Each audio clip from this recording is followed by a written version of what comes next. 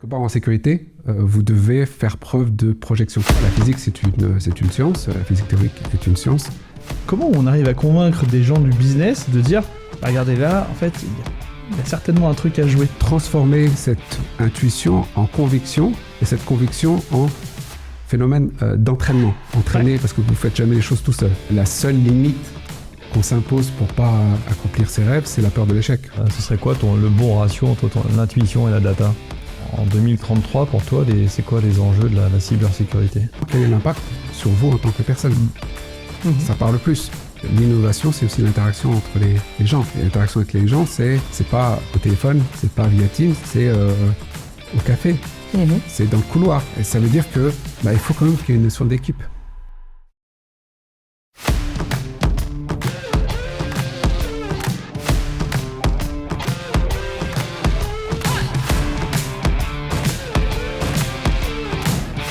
Bonjour à toutes et à tous, bienvenue dans ce nouvel épisode du Talent Club. Aujourd'hui, on accueille Mo.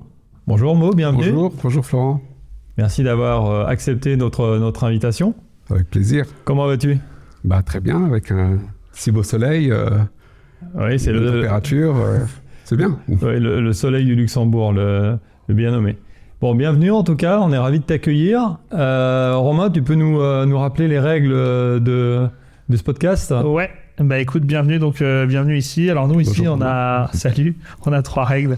La première règle, c'est que en fait aujourd'hui, nous on accueille Mo et pas le titre. Donc en fait, toutes les personnes qu'on accueille, on les accueille pour qu'elles parlent en leur nom propre et pas au nom de leur organisation. Ce qui nous intéresse, c'est plus tes convictions sur différents sujets, évidemment. La deuxième règle, c'est que ça va durer 1 heure. Donc tu vois là-bas, il y a un petit compteur et donc en fait, tu vas voir combien de temps il te reste à passer sur le grill. Okay. Même si c'est un grill plutôt relax, donc pas de souci. Et la troisième règle, c'est qu'il y a un buzzer. Donc en fait, nous on cherche un échange le plus authentique possible. Mais par contre, il pourrait y avoir une question avec laquelle t'es pas à l'aise. Et donc tu peux soit buzzer en live, soit au montage, tu pourras choisir une modification. Par contre, l'audience saura à quelle question t'as pas voulu répondre. Bien sûr. C'est un peu le deal qu'on doit à notre audience. C'est OK pour toi ? Ça va ? Et puis sur la fin, tu verras, sur les dernières minutes, on va avoir le jeu à gros budget là, avec ces petits papiers sur la table. Mais on t'expliquera en temps voulu comment ça fonctionne. Ok. Ça marche pour toi ? Ah ouais, très bien. Super. Alors on démarre. Bon, pour commencer déjà, si tu devais te présenter en une phrase, quelle serait-elle ? En une seule phrase. Ouais. C'est toujours compliqué de se présenter soi-même. Mais, je dirais... moi, je fais toujours une référence avec un livre qui m'avait vraiment beaucoup plu, pour ceux qui connaissent. Donc, c'est L'Alchimiste de Paulo Coelho. Ouais. Et c'est, si je devais me résumer d'une certaine manière, c'est un chemin de vie, un parcours, et ça serait la construction de sa légende personnelle, la construction de ma légende personnelle. Et j'y reviendrai, on va dire, tout le long de nos discussions avec... on va dire, des petits clins d'œil sur le personnage de l'alchimiste. Alors c'est assez intéressant parce que tu parles de ta légende personnelle et quand on regarde ton parcours, une des premières choses qui est quand même relativement rare, en dehors où tu es né, de ta culture qui t'est propre, c'est que tu as un PhD en... physique atomique, c'est ça, je crois. Oui. Qu'est-ce que tu utilises aujourd'hui dans ton quotidien ?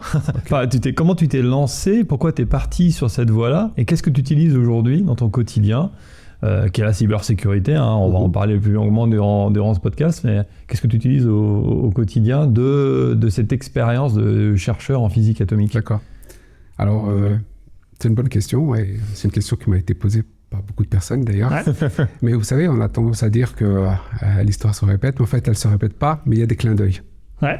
D'accord ? Et un des clins d'œil qui va faire la transition entre mon parcours et ce que je fais aujourd'hui, c'est que ce que j'ai fait dans la recherche, donc la physique atomique, on utilise beaucoup en fait de physique quantique. C'est une physique théorique. Bon, il y a la partie expérimentale, mais c'est une physique très théorique. Et il se trouve qu'aujourd'hui, on est en train de déployer un réseau, ce qu'on appelle QKD, Quantum Key Distribution, qui utilise en fait des phénomènes quantiques pour protéger les communications. Voilà un premier clin d'œil. Ouais. Tu veux dire, juste vulgariser un tout petit peu le truc. Alors moi, pour le coup, vous êtes des ingénieurs, donc voilà, moi c'est pas du tout mon monde à moi. En quelques mots, c'est quoi ce truc? Alors très bien, je vais. En fait, vous savez que tout le chiffrement des communications, il est basé sur un certain nombre de principes mathématiques. Et ces principes mathématiques, pas tous, mais certains, pourraient être perturbés, remis en question avec l'avènement de gros ordinateurs qui ont des capacités, donc ce qu'on appelle les ordinateurs quantiques. Et finalement, tout ce chiffrement, il perdrait de son sens. Et là, on travaille en fait un petit peu en avance de phase pour trouver des moyens pour garantir quand même cette confidentialité, même lorsqu'il y aura des ordinateurs quantiques. Ah ok, voilà. Donc là, c'est le lien que tu fais avec effectivement la cybersécurité. Et exactement. Okay. Ce lien qu'on peut faire aussi avec, pour ceux qui connaissent, même si c'est pas tout à fait la même chose, Enigma 2 pendant la Seconde Guerre mondiale, où il y a un fameux mathématicien anglais qui a pu déchiffrer la communication, qui a permis de quand même d'éviter certaines déconvenues, surtout la bataille de l'Atlantique. Et voilà, donc ce qui veut dire que quelque part en sécurité, vous devez faire preuve de projection. D'anticipation et de projection. Et ça fait partie. Mais vous voyez le clin d'œil entre cette physique et son application dans le domaine de la cybersécurité. Ok, super.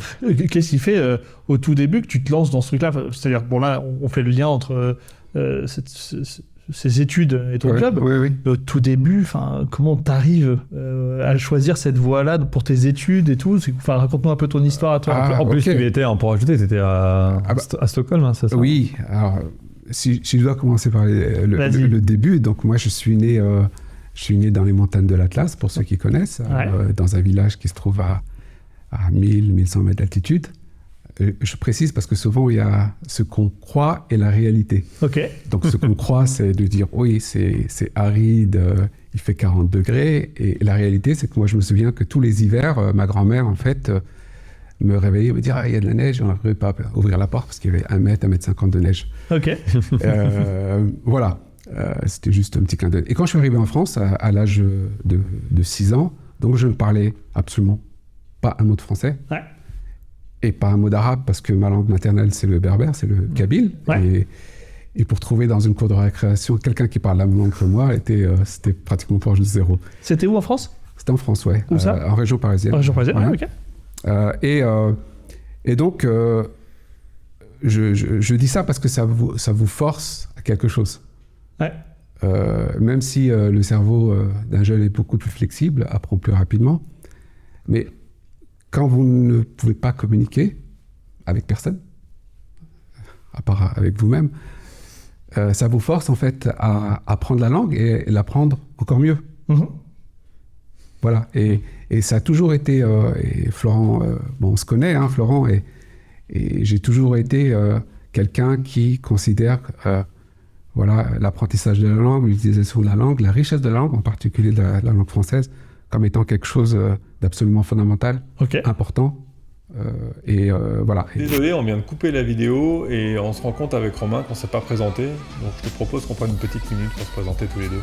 Salut, moi je suis Romain, je suis associé donc de Talenters, une société qui accompagne les RH et les leaders sur la talent attraction, la talent retention et le développement du leadership. Et moi, c'est Florent, je suis le fondateur de Coder. Coder, c'est une société qui accompagne ses clients dans leurs projets de transformation, principalement sur 2 volets, le projet de transformation par l'innovation et le développement de nouveaux produits et services, et le projet de transformation par la réorganisation des entreprises. Je parle souvent de réorganisation des humains par les humains. Si tu aimes ce que tu es en train de voir, alors à ce moment-là, like, partage, abonne-toi, clique sur la cloche pour suivre les prochains épisodes. Parce qu'on va pas se mentir, nous ça nous prend du temps et ça nous coûte de l'argent, donc ça nous fera plaisir de voir que ça te plaît. Et puis bonne continuation sur l'épisode et rendez-vous la prochaine fois pour un prochain épisode et un prochain invité. Bonne continuation, salut. Et donc, dans mon parcours, très jeune, moi j'ai toujours été intéressé par les découvertes, par le domaine de la science. Je me rappelle qu'en fin de collège, je m'étais intéressé à cette fameuse équation de Schrödinger, qui était l'équation de base de la mécanique quantique, sans avoir tout le background mathématique, parce que en fin de troisième, on n'apprend pas ce genre de choses, mais ne serait-ce que l'intérêt. Et j'ai toujours voulu faire de la recherche. Et donc, j'ai été jusqu'au bout, d'une certaine manière, avec un doctorat en physique atomique, et puis ensuite un postdoc à l'université de physique, enfin l'Institut de physique de Stockholm, où j'ai vécu quelques temps. Et ça permet aussi de collaborer avec plusieurs pays. Il y avait un pays en Amérique du Sud avec lequel on a beaucoup collaboré, c'est l'Université de Rosario en Argentine, par exemple. Et puis aussi donc l'environnement en Suède qui était très intéressant. Mais encore une fois, la physique, c'est une science. La physique théorique est une science en tant que telle, ou plutôt un calque sur une réalité. C'est ça, en fait, la physique. Il y a les moyens d'essayer de comprendre cette réalité. C'était toute l'informatique, le calcul parallèle, le réseau. Et en fait, quand on fait de la science, vous devez faire un peu de tout ça. Après, c'est une question d'intérêt. D'intérêt aussi de choix de vie. D'accord ? Quand vous êtes seul, c'est pas la même chose que si vous êtes déjà marié, par exemple. Enfin, c'est un projet de vie. Et c'est là que j'étais très intéressé dans tout ce qui était les réseaux en général. Et j'ai pu faire un projet en Belgique sur un réseau. À l'époque, ça s'appelait TAC Switching, qui est devenu du MPLS après. Et j'ai travaillé pour Cisco Systems, réseau. Et j'ai rejoint un poste en 2002 à peu près. Ah, ça fait 20 ans. Oui, ça fait longtemps. On a commencé à travailler sur la partie réseautique. Ouais. On a développé avec des collègues certains concepts, certains services. Et ensuite, quand je parlais d'anticipation, à ce moment-là, je me suis dit, dans quelques années, il y aurait plus de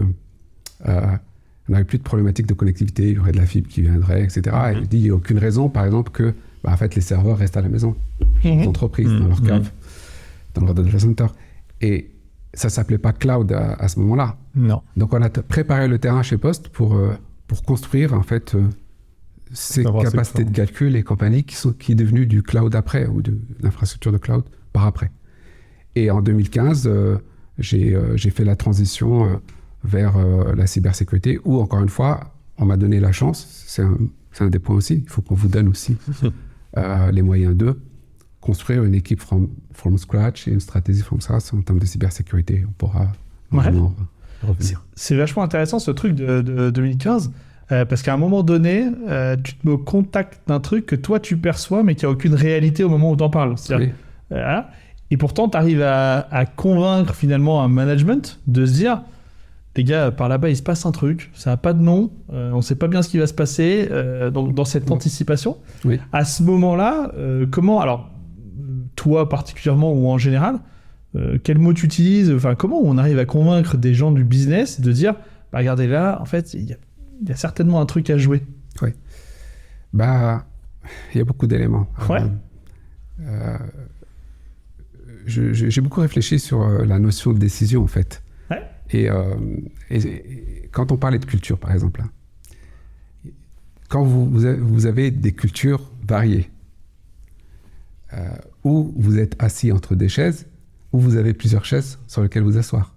Moi, je suis plutôt dans cette deuxième perspective. Et autant, par exemple, dans le monde occidental, la science, elle s'est développée en opposition avec la tradition en général. Autant dans le monde oriental, elle a été toujours très intriquée, très intégrée.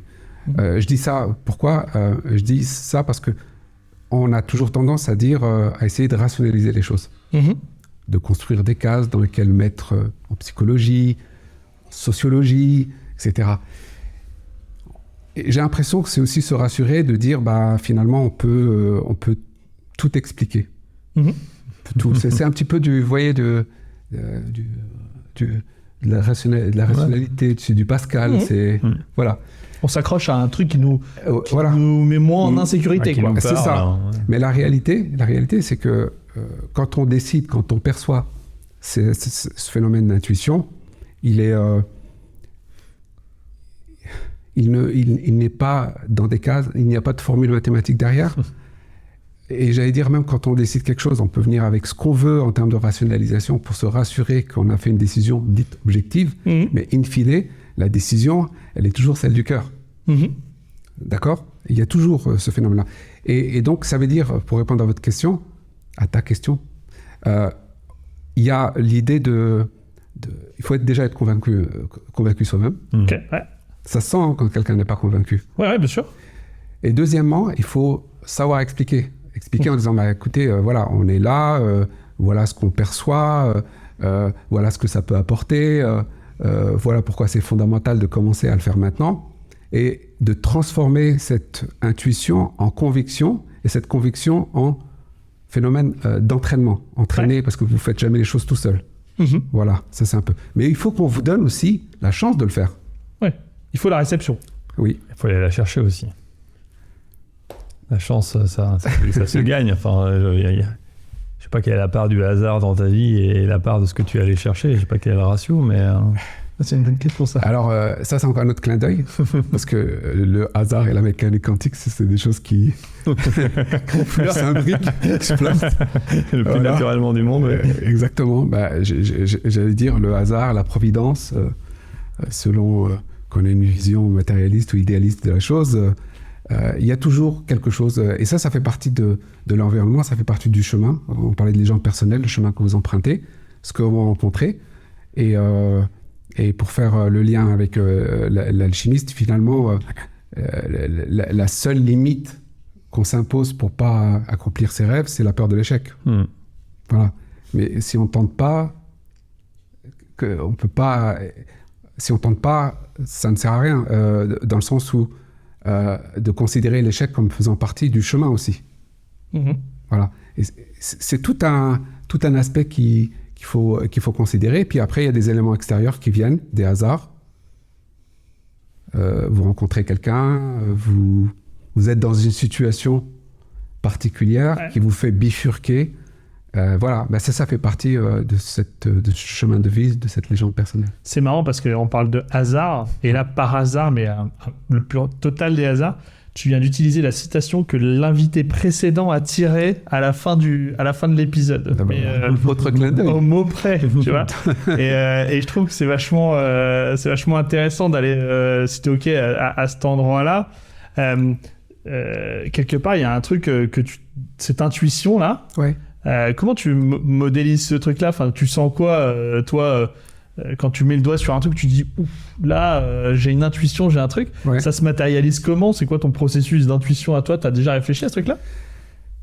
Alors, je veux faire référence aux sciences et à leur évolution, quelque part. D'accord ?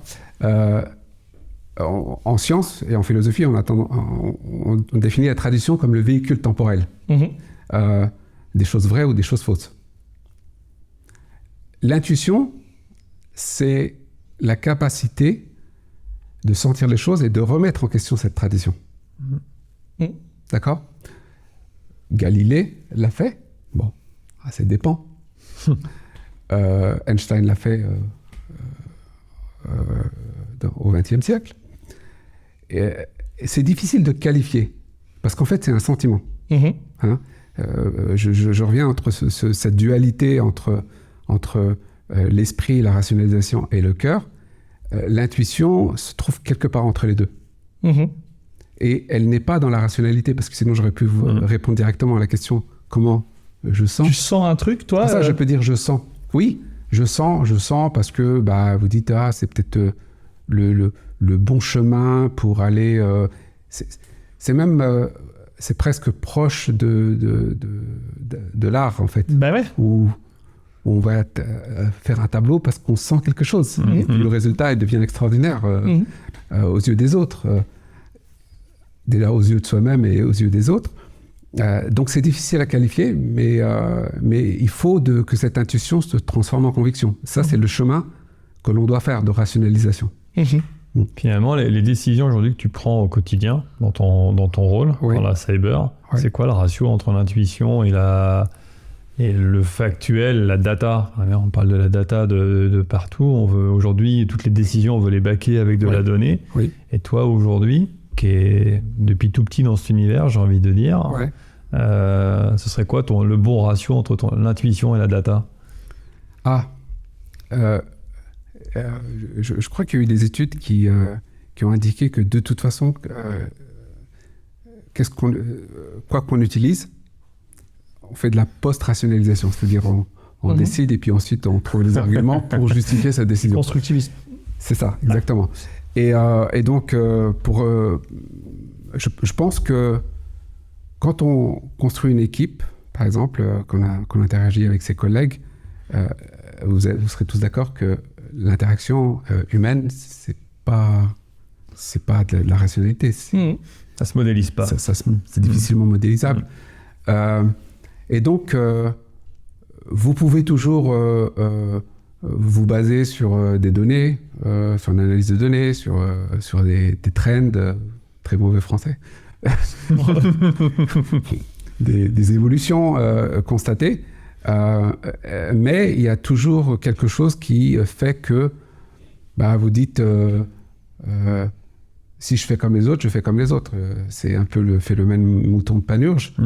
Et l'intuition vous fait dévier en fait du chemin. Vous dites mais est-ce que c'est vraiment le bon chemin? Est-ce qu'il n'y a pas quelque chose d'autre à regarder à côté? Difficile de donner un pourcentage, parce que si je donne un pourcentage, ça veut dire que j'aurais rationalisé l'intuition, voilà, comparé sur des éléments un peu plus rationnels. Mais c'est un jeu, en fait. C'est entre le sentir et agir, quelque part. Et en permanence, en tout cas, tu te poses cette question. Tu te fies plus aujourd'hui à ton intuition qu'aux données. Encore une fois, c'est un mix entre les deux. Ouais, c'est un mix entre les deux. Et j'allais dire, avec les développements actuels, par exemple, de l'intelligence artificielle, je te pose la question à toi. Est-ce que tu te fierais à 100% de ce que l'intelligence artificielle te dirait? On a tous des exemples qui nous ont démontré que allez, peut-être dans 90% des cas, la réponse est excellente. Et puis, mais il y a encore un certain pourcentage où on n'est pas satisfait de la réponse. On est d'accord. En fait, c'est intéressant ce parallèle avec l'intelligence artificielle parce que ça amène un truc. Ça dépend comment on l'utilise. Enfin, ça dépend pourquoi on l'utilise. Oui. En fait, l'intelligence artificielle, ça peut être super performant si on l'utilise pour corriger quelque chose, revoir quelque chose, améliorer quelque chose, etc. Mais par contre, c'est complètement débile si on commence à lui demander pour qui on doit voter aux prochaines élections. Et en fait, c'est ce parallèle-là qui est à mon avis un petit peu difficile. Et c'est là qu'effectivement, tu as ce dosage d'intuition versus action. En fait, c'est plus savoir quoi lui demander, enfin comment la solliciter et à quel moment. Oui. À ce moment-là. Ce que je comprends, c'est que sur les sujets humains, par exemple, la balance, elle penche plus du côté intuition que du côté méthode parce qu'on est sur des sujets qui sont un peu plus mous. Oui. Voilà. Là où j'imagine que dans ta pratique, il y a quand même de la data disponible où à certains moments, c'est hyper factuel, quoi. Oui, tout à fait. Il y a des choses, naturellement, qui sont tout à fait qui sont factuelles, mais qui servent de base pour une décision qui, finalement, aussi doit tenir compte d'autres aspects. Difficilement quantifiable. Oui, bien sûr. C'est toujours un peu le challenge de l'équilibre. Ouais, et puis, juste pour l'intelligence artificielle, encore une fois, je veux dire, l'intelligence artificielle n'a pas d'intuition. Ouais, typiquement. Est-ce que c'est le propre de l'homme? On peut du rire, je ne sais pas, mais voilà, c'est... L'intelligence artificielle, je crois qu'ils arrivent à faire des blagues, mais pas terribles encore. Donc on a encore l'intuition et le rire. Je crois que ça, on le garde pour toujours. On va le garder pour toujours. On parle depuis quelques minutes de l'intuition. Nous, on s'est rencontrés dans un contexte beaucoup autour de l'innovation. Et je sais que pour toi, l'innovation, c'est un sujet dans ton métier qui est extrêmement important. Oui. C'est quoi tes grandes convictions aujourd'hui, en 2023, sur l'innovation? C'est quoi la vraie innovation pour Mo? Qu'est-ce que c'est? D'abord, l'innovation, c'est presque... C'est un chemin, c'est une pratique quotidienne, mais elle doit être sous-tendue par beaucoup de choses.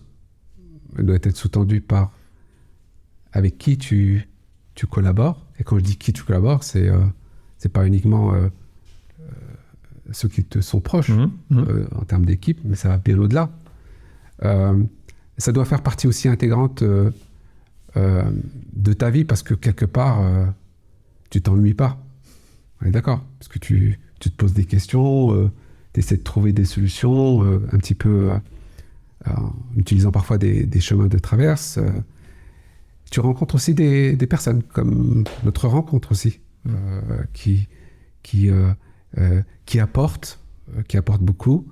Et donc, on ne peut pas faire de l'innovation. Pour faire de l'innovation, ça n'a pas de sens. Faire de l'innovation de manière continue, une innovation qui croît avec les interactions que tu as, c'est un petit peu cette philosophie-là qu'on essaie d'appliquer. Et je pense que les entreprises modernes, elles doivent fonctionner comme cela. Ce qui est assez étonnant là, c'est que dans tes convictions sur l'innovation, oui. Tu n'as parlé que d'interaction humaine quasiment, et d'humain, et absolument pas de technologie. Pour un responsable de la cybersécurité, je trouve ça assez surprenant. Est-ce que ça l'est réellement ? On pourrait penser, en tout cas aujourd'hui, que la technologie est un des moteurs de l'innovation. Mais la technologie, elle est née.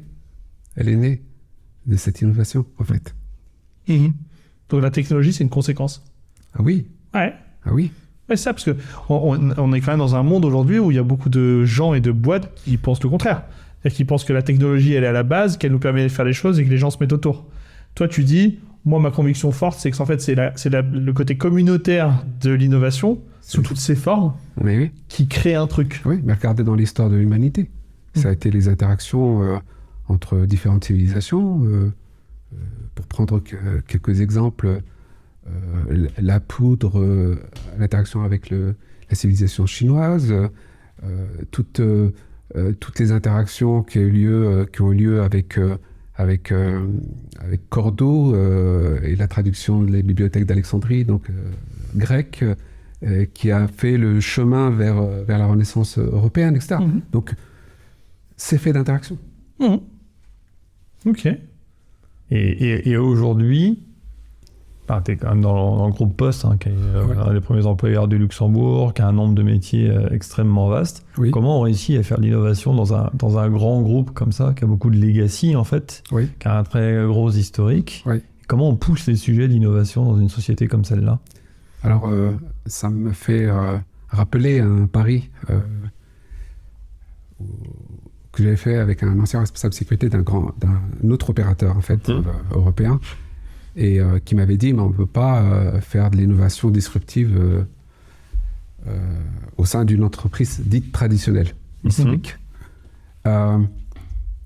Et je lui ai dit, non, mais on peut, ça dépend comment on s'organise. Donc si l'entreprise elle a une organisation monolithique, glacée, évidemment, il n'y a pas de mouvement, comme la glace. Si c'est une entreprise qui a la possibilité de vous laisser créer une bulle, quelque part, une bulle dans laquelle, à l'intérieur de la bulle, vous créez en fait cet esprit. On revient à la situation d'esprit, d'interaction communautaire. Voilà, et que votre rôle aussi, peut-être en tant que responsable, c'est de faire la frontière entre la dynamique de la bulle et puis finalement le côté plus rigide des processus d'entreprise. Bah déjà, vous définissez ce que doit être un responsable. Que cette complexité ne vienne pas scléroser ce qu'il y a à l'intérieur de la bulle, et que la bulle, elle peut fonctionner en esprit startup. C'est ça que j'appelle pouvoir innover dans un groupe. Il y a d'autres groupes qui ont pris d'autres choix, qui ont fait des spin-offs, par exemple, pour les laisser. Mais je pense qu'on peut faire dans des organisations classiques, à partir du moment où on laisse cet esprit de bulle se créer et que le management est son rôle. Ouais, donc en fait, tu as cette notion de protection d'un espace. Oui. C'est ça, hein ? Oui. Et c'est marrant parce que dans ce que j'entends, il y a un espèce un truc à deux vitesses. Le rôle du responsable de ce truc-là, c'est de s'assurer que la bulle, elle reste bien protectrice, et en même temps de s'assurer qu'elle reste quand même connectée à une forme de réalité là-dessus. Et donc en fait, il y a cette espèce d'aller-retour permanent entre des choses sur lesquelles tu peux avoir une position plutôt en ligne avec celle du parti, enfin du parti au sens historique, et des fois des positions un petit peu là-dessus. Et du coup, la question que je me pose, c'est, à cet endroit-là, dans ta situation ou dans tout autre, comment on fait pour garder de la cohérence ? Parce que en fait, le risque, c'est d'aller un coup dans le zig, un coup dans le zag, et donc de se retrouver à aller là-dessus. Comment tu t'assures que tu as quand même une ligne de cohérence, tu as un phare, tu as un truc que tu gardes stable là-dessus? Oui. Alors, l'analogie ou l'image du phare est tout à fait exacte. C'est-à-dire que pour créer cette bulle et qu'elle soit consistante, il faut se donner une ambition. Il faut que cette ambition soit partagée. Il faut se donner une culture. Je donne un exemple pour la cybersécurité. Même si on a dû se battre un petit peu, c'est de lui donner en fait une matérialité avec un logo, avec un nom, qui est pas forcément le nom peut-être de l'entreprise en tant que telle, mais qui a un sens. Mais aussi, j'allais dire, une ambition partagée par tous. Et c'est ça. Et après, effectivement, vous devez gérer la complexité entre les contraintes, on va dire, des processus classiques, les contraintes budgétaires, pour prendre cet exemple-là. Mais justement, c'est ça votre rôle. Ok.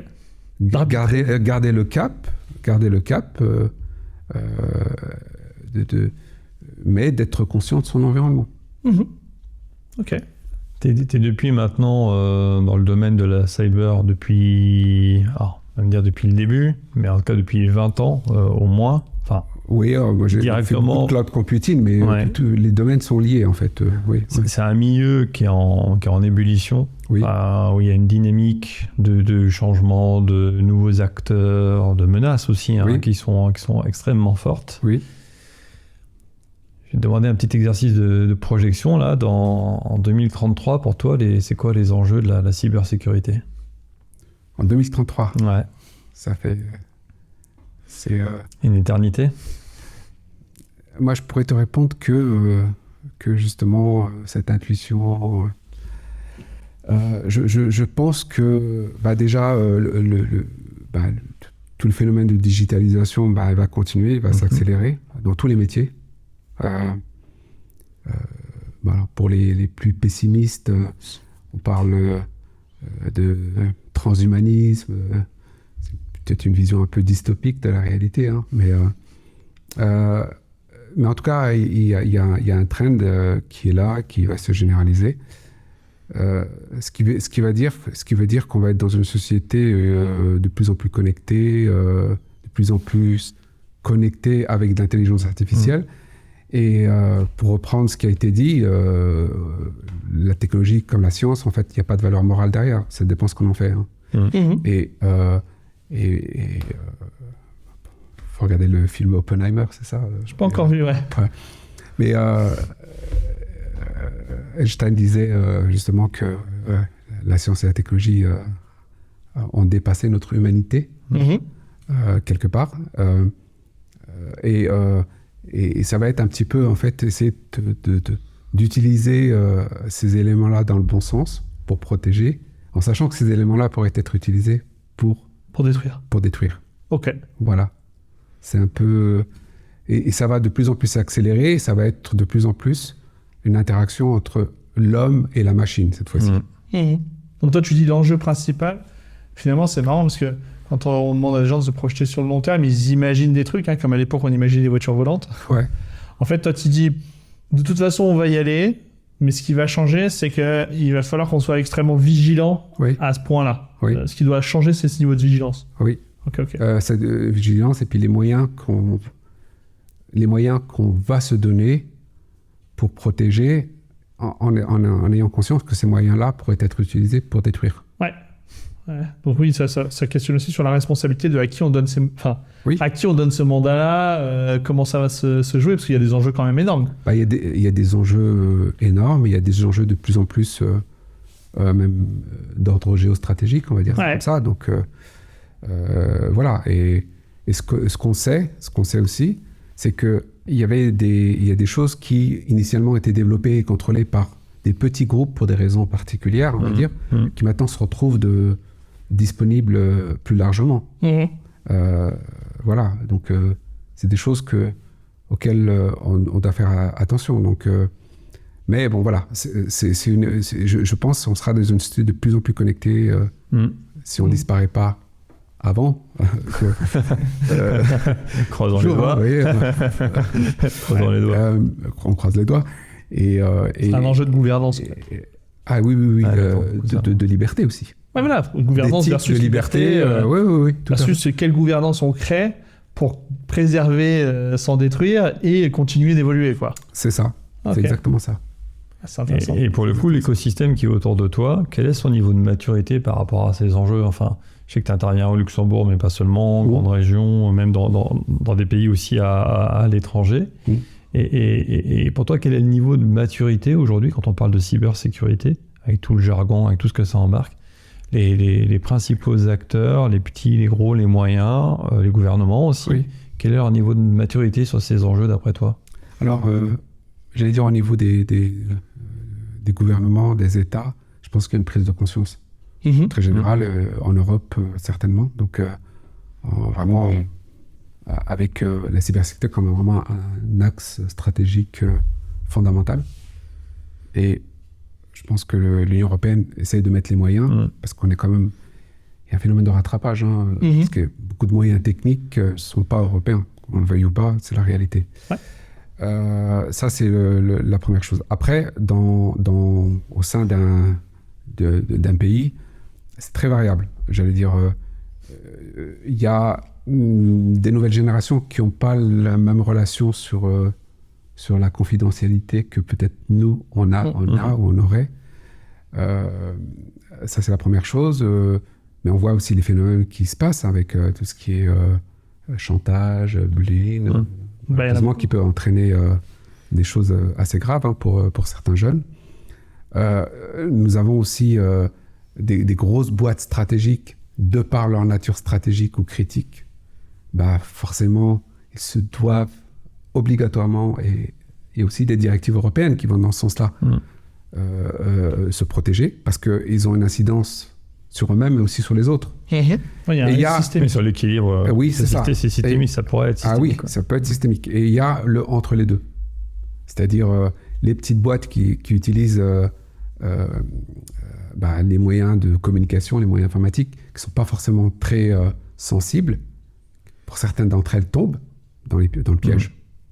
Regardez, c'est pas une petite entreprise, mais regardez les hôpitaux, par exemple. Il y a eu combien de cas d'hôpitaux avec l'impact que ça a. Et je pense que plus on sera digitalisé, plus l'impact sera conséquent. Parce qu'on sera même plus préparé. Vous voyez? On sera préparé. Je donne toujours cet exemple. Si demain, par exemple, il y a une catastrophe écologique et compagnie qui fait que la moitié de l'humanité ne peut pas vivre, il n'y a plus d'électricité, plus d'eau, ceux qui, dans des pays africains, par exemple, n'ont pas d'électricité ou d'eau, vont mieux survivre que nous qui ne pouvons pas concevoir une vie sans électricité et sans eau. On est d'accord? C'est vrai qu'on est Donc ça veut dire que plus on est digitalisé, plus les conséquences, elles sont importantes parce qu'on n'est pas préparé à faire autre chose, tout simplement. Elles seront conséquentes en magnitude et puis elles seront immédiates. C'est-à-dire que elles seront immédiates. S'il y a une interruption de service, tout s'arrête, quoi. Elles seront immédiates. On l'a vu un petit peu avec le Covid, même si c'était sur des sujets différents. Tout à fait.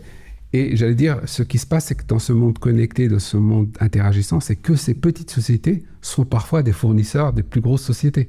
Ce qui veut dire que la sécurité de ces grosses sociétés, elle dépend aussi de leurs fournisseurs. Donc c'est global, c'est un enjeu. C'est un enjeu global, oui, tout à fait. Ouais. Donc niveau de préparation aujourd'hui, je pense que, on parle souvent de sensibilisation tous les deux, il y a l'importance de sensibiliser, de former. Ouais. Tu crois que c'est ça qui est le plus important? Tu crois que c'est plus, tu parles des normes européennes, il y a beaucoup de nouvelles normes qui sortent pour essayer de réglementer l'écosystème. Oui. Mais la réglementation, elle vise aussi à faire monter le niveau global, etc. C'est quoi pour toi les bonnes orientations? Je pense qu'il faut... l'un ne va pas sans l'autre. Il faut quand même un peu de ligne directrice, parfois avec obligation, dans certains... Parce que... Il faut un socle minimum. Il faut effectivement sensibiliser de plus. Ça reste une vérité. Et dans cette sensibilisation, être conscient des choses. Je pense que il n'y a pas mieux que comme sensibilisation une entreprise qui voit son entreprise concurrente être victime et de la conséquence. C'est malheureux de dire ça, mais c'est souvent comme ça que ça fait réagir. Donc dans la sensibilisation, au lieu de rester théorique et compagnie, mais c'est vraiment de venir avec des cas pratiques, potentiellement quel est l'impact sur vous en tant que personne. Ça parle plus. Et oui, ça reste un enjeu, tout comme la technologie reste un enjeu de se doter de moyens de pouvoir être proactif et de pouvoir réagir le cas échéant. Ouais, et se remettre en question en permanence. C'est marrant dans les organisations. Alors, les organisations d'aujourd'hui, souvent, les mecs de la cybersécu, c'est les gens parano. Toi, à titre personnel, tu fais attention à ces trucs-là ou tu es encore dans une forme sur tes sujets personnels et donc où il y a moins d'enjeux, évidemment, qu'au niveau de l'organisation. T'en es où sur cet arbitrage entre pour toi-même et puis pour ton métier où là, évidemment, c'est ce que vous vendez. Donc, voilà. Ouais. Comment tu es face à ces trucs-là? Donc moi je suis pas dans la paranoïa, clairement. Ça en fait je te sens pas du tout à cet endroit-là et en même temps c'est la casquette qu'on met assez fréquemment à des gens qui ont ton profil, donc c'est pour ça que ça m'interpelle de voir ta vision là-dessus. On déteste, même pour par exemple quand on interagit avec des clients potentiels, de venir avec des approches ou de faire peur. Et puis honnêtement, même dans la vie quotidienne, ça vous gênerait de communiquer avec quelqu'un qui est paranoïaque, sauf que tout est figé, il n'y a plus de liberté. Une paranoïa à l'extrême, il n'y a plus de liberté. Bien sûr, en fait. Et c'est là-dessus que je mets le doigt. Je sens que tu n'es pas du tout à cet endroit-là, alors que tous les gens qui m'ont parlé de ces sujets avant, ils étaient plutôt de ce côté-là du truc, quoi. Non, c'est une façon de vendre les choses aussi, avec la peur et compagnie. Non, je pense qu'il faut juste être conscient des choses. Il y a des choses où vous dites, ok, est-ce que j'ai à cacher ça ? Qu'est-ce que ça apporterait d'essayer de mettre plein d'éléments qui permettraient que cette information ne puisse pas être connue ? La réponse, non.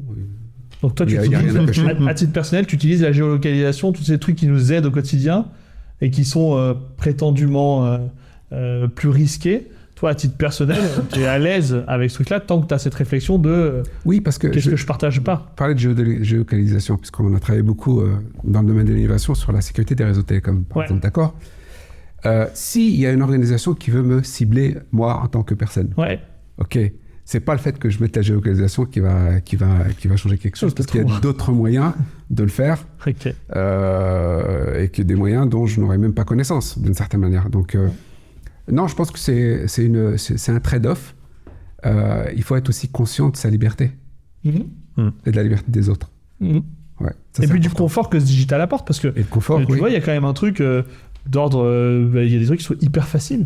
Tu vois, voilà. Et ça, je trouve que c'est une vraie avancée. Moi, je suis pas du tout à cet endroit-là. Alors moi, je pense que je suis le client idéal pour des produits de cybersécurité. Un jour, je vais me faire attraper par la patrouille. Mais du coup, il y a ce sujet confort, vie, et puis ce trade-off avec à chaque fois le risque associé. Quoi. Après, il faut avoir une certaine responsabilité. Si par exemple vous êtes médecin et que vous avez des données de vos patients en compagnie, vous n'allez pas faire n'importe quoi en sachant que l'impact, c'est pas que vous, c'est aussi vos patients. Mais s'il s'agit que de vous, il faut faire une bonne balance entre ce qui est important et ce qui l'est peut-être moins. Mais je me souviens qu'une fois, tu as fait une analogie entre, par exemple, des pays qui cherchent à se défendre en érigeant des grandes barrières pour empêcher que des gens rentrent, et la cybersécurité. Et je me souviens que tu me disais, de toute façon, aujourd'hui, si quelqu'un veut rentrer, il rentrera, quoi. Et finalement, l'enjeu principal, évidemment, c'est d'essayer d'éviter au minimum les intrusions. Et c'est surtout la réaction qui, aujourd'hui, on est beaucoup plus dans un monde où la proactivité et la réactivité, c'est ça qui va permettre de limiter la casse en cas d'intrusion. C'est correct. Je confirme, et j'allais dire, si on pousse à l'extrême, si vous êtes quelque part où vous communiquez avec personne et que vous n'avez aucun moyen de communiquer avec personne, vous êtes en sécurité absolue. Mais est-ce que c'est une vie ? Voilà, et c'est pareil au niveau des États. Un État ne peut pas vivre tout seul, il est obligé de collaborer, de communiquer. Il n'y a pas un réseau Internet séparé qu'on va isoler, ça n'a pas de sens. Donc ce qui veut dire il faut être juste conscient que il y aura des choses. C'est un environnement qui évolue et d'être plutôt dans la proactivité, savoir ce qui se passe est normal ou pas, et dans la réactivité, c'est-à-dire quand il y a quelque chose, comment j'ai réagi rapidement pour limiter l'impact. C'est marrant, ça revient à ce que tu disais tout à l'heure. Quand tu t'intéresses à la partie quantique, etc. Oui. En fait, toi, le postulat, comme si tu faisais un postulat de vie, qui est de toute façon, ça va s'accélérer. Donc, plus vite tu comprends en avance de phase comment ça va marcher, plus vite tu peux t'organiser et faire tes arbitrages. Oui. C'est ça. Oui. Et j'ai l'impression que c'est un peu le pattern qu'il y a au fur et à mesure. D'abord le cloud et puis ensuite la cybersécurité, etc. Tout à fait. Et puisque tu parlais de cette physique particulière, cette physique particulière, elle est née aussi quelque part en opposition avec la notion de prédictibilité. La physique classique, c'est tout est prédictible. Voilà. La physique quantique, c'est quand même... Il y a une notion de probabilité, il y a une notion d'état, il y a une notion de... C'est pour ça que la science te donne aussi un filtre différent pour voir la réalité. Et ça fait partie aussi de cette fameuse légende personnelle, puisqu'on regarde la réalité peut-être un petit peu différemment. Ouais. Voilà. Aussi, on peut... Parce qu'on parlait d'intuition et de croyance. Même, ça il faut le savoir, même dans les sciences les plus dures, il y a toujours quelque chose que l'on admet au début, qui est une croyance. Tu pars d'une hypothèse, ouais. Un axiome, une hypothèse, un axiome. C'est une croyance, on l'admet. Tu reviens sur ce truc de légende personnelle, on en est où de la légende personnelle là du coup aujourd'hui? On construit, on continue de construire, on interagit avec des personnes, parfois soudainement, qu'on rencontre par hasard, qui apportent beaucoup de choses, et on garde la dynamique dans l'équipe. C'est bien de venir avec des collaborateurs, des collègues qui viennent, qui viennent avec de nouvelles idées. Quand je recrute, une des choses, outre la diversité, parce que c'est dans des angles de vue différents, c'est pas de mouton de panurge. Vous venez, vous regardez la situation, vous avez la capacité en venant de l'extérieur de dire « Ah, mais ce que vous faites là, il faut peut-être le revoir, c'est pas bien, il faudrait le faire autrement. » Et je viens avec mes idées. Ok. Je viens avec mes idées, et c'est la meilleure manière de venir dans une dynamique, en fait, de cette fameuse bulle. Ok. Microcosme. Détruire pour mieux construire. Enfin. C'est marrant parce que tu parles beaucoup de ton rôle de collaborateur, de ta responsabilité en tant que manager. Oui. Dans cet univers de la cyber où on parle de guerre des talents, c'est vrai partout, mais dans la cybersécurité, c'est particulièrement vrai. C'est quoi pour toi les conseils pour être un bon manager dans la cybersécurité? Est-ce qu'il y a des choses qui sont spécifiques dans ce domaine-là en tant que manager? Est-ce qu'il y a des pratiques qui sont spécifiques? Est-ce que tu as des conseils à donner dans ce domaine? Adaptés à des profils du coup qui sont un peu différents?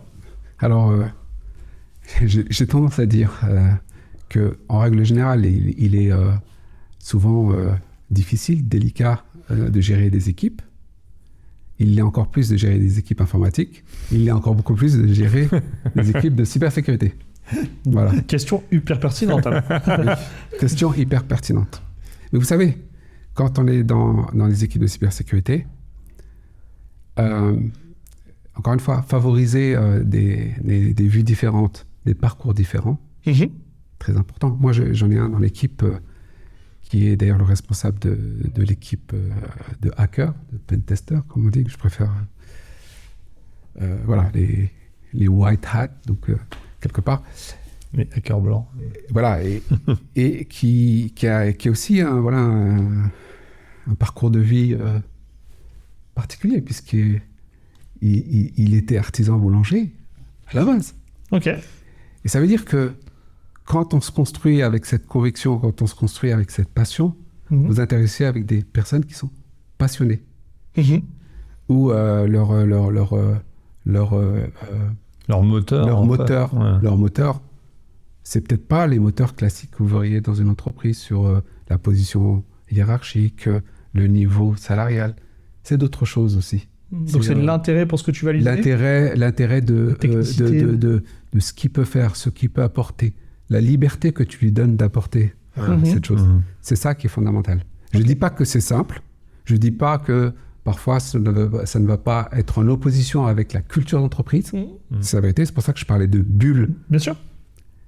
Il faut être conscient de cela. Mais quand vous interagissez avec des personnes passionnées, c'est une richesse au quotidien. Mais cette passion, elle s'entretient. Elle s'entretient. Comment tu fais ça ? Comment je fais ça ? En faisant en sorte justement d'élargir, d'aller venir avec de nouvelles personnes, de ramener des sociétés en termes de collaboration qui viennent n'importe où dans le monde. Ok. J'en citerai quelques-unes au Vietnam, en Israël, en Europe, dans les pays de l'Est. Parce qu'en fait, on ne rencontre jamais une société, on rencontre des personnes. Voilà. Et comment alimenter cette passion, cette dynamique, vous l'alimentez en faisant rencontrer des personnes qui le sont autant. Ouais, cette espèce de stratégie de diversité permanente, quoi. Par des gens, par des pays, par des sujets, par des trucs. Ouais. Mais donc, du coup, ça veut dire que toi, tu as un œil en permanence sur est-ce qu'on continue d'être dans une forme de dynamique de diversité, là où il y a des business un peu plus, à Luxembourg, typiquement, de service provider, où là, on cherche plutôt l'inverse, on cherche plutôt la stabilité. Mais pour cette population-là, ça marche pas. Ah non. Non. Ouais. Ça ne marche pas, d'autant plus que, et tu l'as dit Florent, il y a une guerre des talents. Et je peux vous garantir que pour ces talents-là, pour les ramener dans votre équipe et puis pour les garder aussi, c'est pas que des questions d'ordre classique. C'est qu'est-ce que je peux faire, quel est mon degré de liberté, qu'est-ce que tu me laisses faire, venir avec de nouvelles idées, etc. Ça, c'est absolument fondamental. Donc cette liberté et cette capacité d'innover aussi, finalement, quelle qu'elle soit, c'est les deux, pour toi, c'est les deux facteurs les plus importants. Oui. Où est-ce que tu trouves ça, sur le grand marché qu'est le monde? Tu les trouves où, ces talents? Alors, honnêtement, on essaie de les trouver un peu partout. Même si les voies classiques de recrutement sont parfois difficiles. Pas adaptées. C'est des profils d'entrepreneurs, ce que tu décris. Hein. Oui. En fait. Oui, tout à fait. La définition même, oui. Tout à fait. On est tout à fait d'accord. Et on utilise souvent les réseaux. Les réseaux, ça permet. Et puis ensuite, après, c'est comment vous voyez la personne. C'est les 30 premières secondes qui font que ça colle ou pas. Ouais. Voilà. Mais au niveau de ça, c'est la sélection. En fait, là-dessus, je pense qu'il y a aussi un rôle important, c'est que comme toi, t'es porteur t'es quand même le responsable d'un truc qui te passionne aussi. Je pense que ça, du coup, au contact, ça prend comme une plaque induction, quoi. C'est ça. Voilà. Ouais. Mais par contre, c'est vrai qu'il y a un sujet de finalement. Qu'est-ce qui fait que ces profils entrepreneurs, ils ont plutôt un intérêt à venir dans une structure comme la vôtre, plutôt que de dire, allez, je le fais dans mon coin. Du coup, c'est quoi le bon mix entre ce que eux ils vont amener, qui est ce côté entrepreneurial, et ce que toi, tu vas essayer de leur amener pour que ça marche et que ça fasse un truc plus grand, quoi. Oui. Alors, il y a deux choses. Il y a donc ce côté passion, dynamique, interaction avec d'autres personnes qui ont d'autres compétences, d'autres sujets d'intérêt qu'ils n'auraient pas seuls. Et deuxièmement, c'est aussi, et là c'est un des besoins primaires quelque part, il y en a quand même beaucoup qui ont besoin d'une certaine stabilité. Ouais, ok. Donc c'est un petit peu le meilleur des deux mondes. Le meilleur des deux mondes. Ok. Ouais, c'est ça qu'ils viennent chercher aussi en partie, en pouvant s'exprimer dans un truc un peu ouvert, mais avec une forme de stabilité et de sécurité. Oui. Qui est liée au groupe. Mais tu penses que c'est un univers où le salariat a encore sa place demain, par rapport à un monde de freelance, un monde plus d'écosystème avec des petits acteurs, Oui, mais la problématique freelance, etc. Enfin, c'est pas une problématique, c'est un fait. C'est une nouvelle proposition de valeur, en tout cas. On l'a dit, l'innovation, c'est aussi l'interaction entre les gens. Et l'interaction avec les gens, c'est pas au téléphone, c'est pas via Teams, c'est au café, c'est dans le couloir. D'accord. Et ça veut dire que il faut quand même qu'il y ait une notion d'équipe. Vous ne pouvez pas tout désagréger, en fait. Ouais. Je sais qu'il y a une tendance à la désagrégation, mais la désagrégation, elle fonctionne parce que vous dites, voilà, je suis une entreprise, je veux une mission comme ça, qui commence là, qui se termine là, et je choisis le moins cher des freelance, je lui donne, et c'est fait. Mais vous n'avez pas une dynamique d'innovation, là. Vous donnez une tâche à quelqu'un, d'ailleurs, beaucoup de tâches qui pourraient être maintenant faites par l'intelligence artificielle. Ouais. Et c'est marrant parce que, tu vois, là, alors, typiquement, nous, dans notre modèle, on fonctionne un peu en communauté. Donc, tu vois, le projet Club Trust, c'est un peu ce truc-là, mais on a fait ça. Nous, dans notre modèle, on a fait un team building communautaire. Et en fait, on n'est pas salarié, etc. Mais on crée ces moments-là. On pourrait pas imaginer que tu aies des modèles de collaboration qui soient pas dans le contrat de travail. Mais pour autant, que les gens soient là en cowork, c'est-à-dire en fait, ça pourrait marcher par contre. Puis tant qu'il y a ces moments, peu importe le format. Oui, tout à fait.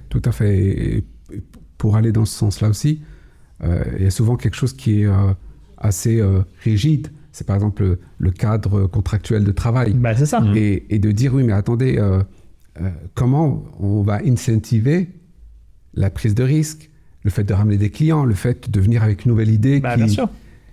Ça n'existe pas encore, mais on essaye. On y travaille, tout comme un truc tout bête aussi. Comment on incentive le fait qu'on recherche un talent, et c'est grâce à toi qu'on a trouvé ce talent. Du référal. Voilà, c'est ça. Du référencement, du réseautage, de la recommandation.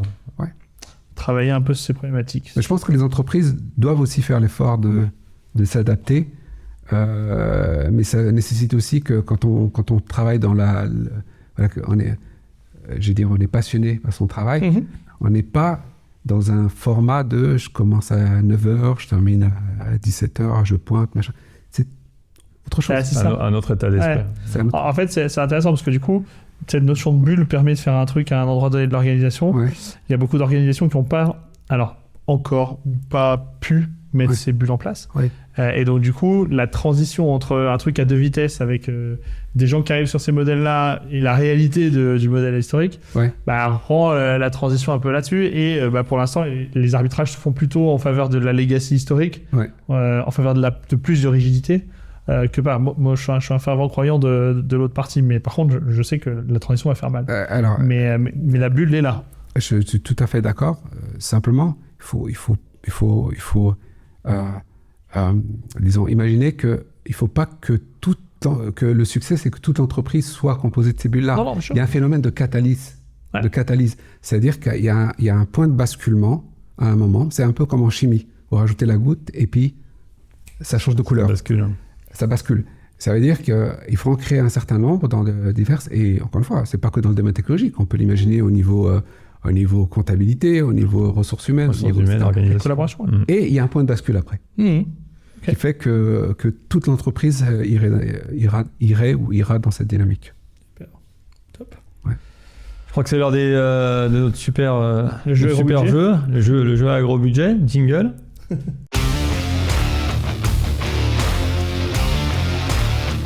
Alors, Mo, tu as deux petites panières devant toi. Avec des questions vertes, des questions oranges et des questions violettes. Il faut garder la violette pour la fin. Donc c'est la seule... tu peux commencer par orange ou vert. Donc je prends une orange. Allez, c'est parti, on part sur l'orange. Tu le lis à voix haute pour que l'audience entende et après, on t'écoute.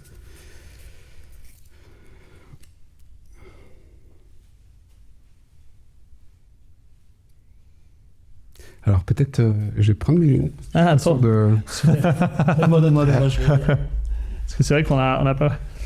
C'est quoi ta secret sauce, ton unfair advantage? On dit souvent, les gens qui réussissent, souvent, ils ont un truc en plus ou quelque chose dans leur histoire ou dans leur pratique qui est ce qu'on appelle le truc un peu différenciant. Voilà, ça pourrait être quoi, ça pour toi, à titre perso? Difficile de dire. difficile de dire. Néanmoins, pour reprendre un petit peu pas mal de thématiques qui ont été évoquées lors de nos discussions, c'est le fait peut-être d'avoir la capacité de voir les choses différemment.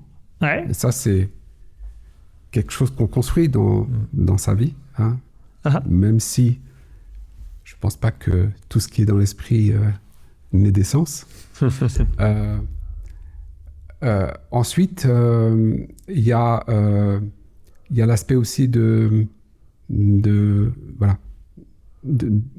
je pense, quelqu'un d'ouvert, en fait. Hein. Moi, de dialoguer et surtout de ne pas mettre de frontières entre les domaines. Ok. Voilà. Les domaines s'intriquent. Voilà. D'accord. Donc, ouais, dans ton histoire et dans ton parcours, tu as développé ce truc-là. La philosophie, la littérature, la parole, la communication, la maïotique. Ça fait partie.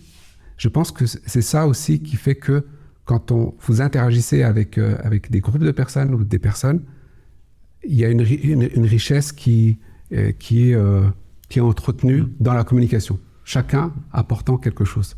Donc on ne met pas de barrière, on ne met pas de frontières. Super. Très clair. Tu peux en prendre une violette que je vais te lire aussi. Alors, vas-y, tu choisis. La violette ou la... Non, vas-y sur la violette. Je pense qu'on est à la fin. On prend la dernière. Alors, dis-moi. Allez. J'ai participé les lunettes. Oui. La citation, c'est « Si l'herbe est plus verte dans le jardin de ton voisin, laisse-le s'emmerder à la tondre. » Fred Allen. Quel est ton avis sur cette citation? Alors, ma citation, c'est plutôt celle de Voltaire, qui faut cultiver son jardin. Ok. Ouais. D'accord. Ouais. Donc, ce qui veut dire que c'est pas forcément aller dans le jardin du voisin, déjà. Et je pense que, vous savez, la nature humaine, c'est toujours une nature d'insatisfaction. Pour reprendre dans l'alchimiste, on n'a souvent pas conscience de ce qu'on a. Voilà. Ouais. Et on a toujours tendance à croire que ce qui est à côté est mieux. Que l'herbe est plus verte ailleurs. Que l'herbe est plus verte ailleurs, etc.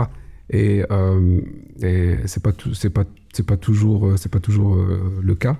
Et donc, moi, je reprends encore une fois, il faut cultiver son jardin. Ok. Voilà.